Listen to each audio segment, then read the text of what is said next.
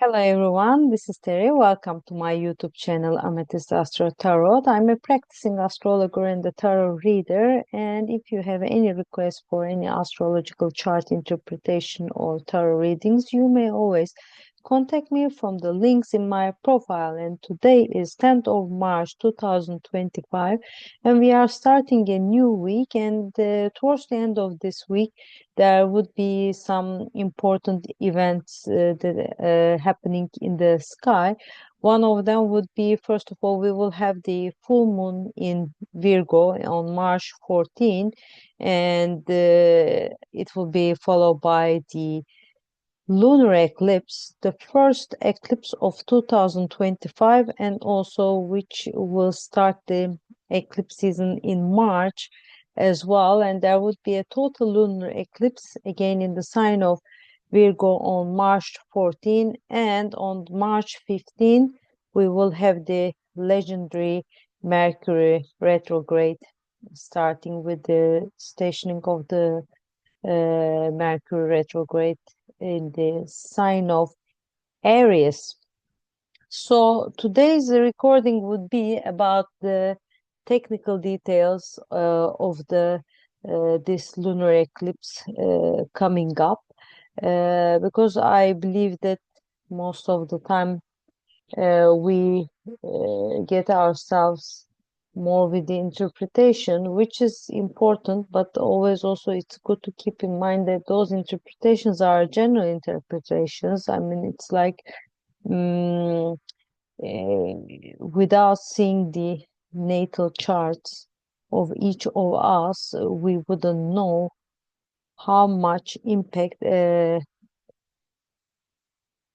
event happening in the sky may have in our own lives, daily lives, or wherever, which house that event is happening in a certain area of our life. So I think in that sense, we always have to keep in mind that these are general interpretations that are based on what is going on in the sky, but not what is going on in our lives. And the technical details, I think the technical points are important to have an understanding what we could expect. Yes, that's the interpretation, but when? That's, I think, the technical points. And also, I mean, like when we look at the previous data that I always mention in the technical points, we could also have a chance to make a comparison of our lives in that time and now. And like, I mean, even the sky is never the same. We can at least have an understanding like what we could expect from this upcoming event as well.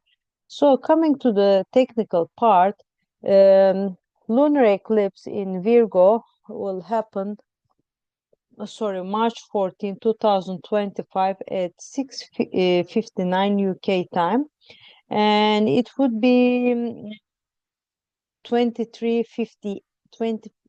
degrees 58 minutes of Virgo, and it's called blood moon.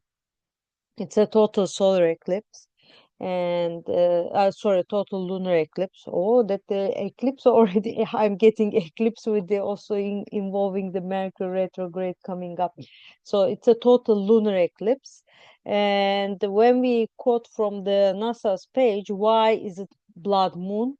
When the moon is within the umbra, it appears red orange, and lunar eclipses are sometimes called blood moons because of this phenomenon. So it looks like, I mean, you may always check on NASA or other websites that are more astronomy based, where this lunar eclipse can be seen around the world, and you may understand if you would be you will have the chance to see the lunar eclipse wherever you live. It seems like that we might be able to see it here in Edinburgh when it starts, but not the maximum eclipse. So looking at the Metonic cycle 19 years ago, in 2000 6, there was a penumbral lunar eclipse again on March 14. This time it was Virgo, 24 degrees 20 minutes. We have to keep in mind that all these lunar eclipses come after a full moon, generally a few minutes apart. I think in this case, let me check how many minutes they have in between. It's like 3 minutes. No, not 3 minutes. Sorry, it's like they have 5 minutes apart from each other. And because for a lunar eclipse to happen, there should be a full moon. And in terms of lunar gestation cycle, the theory by the Dietrich Passin, the American astrologer, this full moon that I have mentioned, that will happen just a few minutes before the eclipse, is associated with the new moon back in September 15, 2023. It was a new moon in Virgo again. That time the degree was 21 degrees 58 minutes. It's like 2 degrees apart now. So we should think back about that time and see if we have planted any new seeds of which culmination or ending is due. Like we know that we may change our lives completely, or we can say that, okay, that's the top that I could get with this thing, and then the waning stage will start. In this regard, we need to think about our natal charts and see where Virgo is, the house where it in this degree is, and the area of life around the degrees mentioned. So compared to an ordinary full moon, lunar eclipse might have a much powerful impact in our lives, especially if it does touch any significant placement in our natal charts. Although either way, it will be happening, I mean, in a certain area of our lives. But when it has a direct touch to any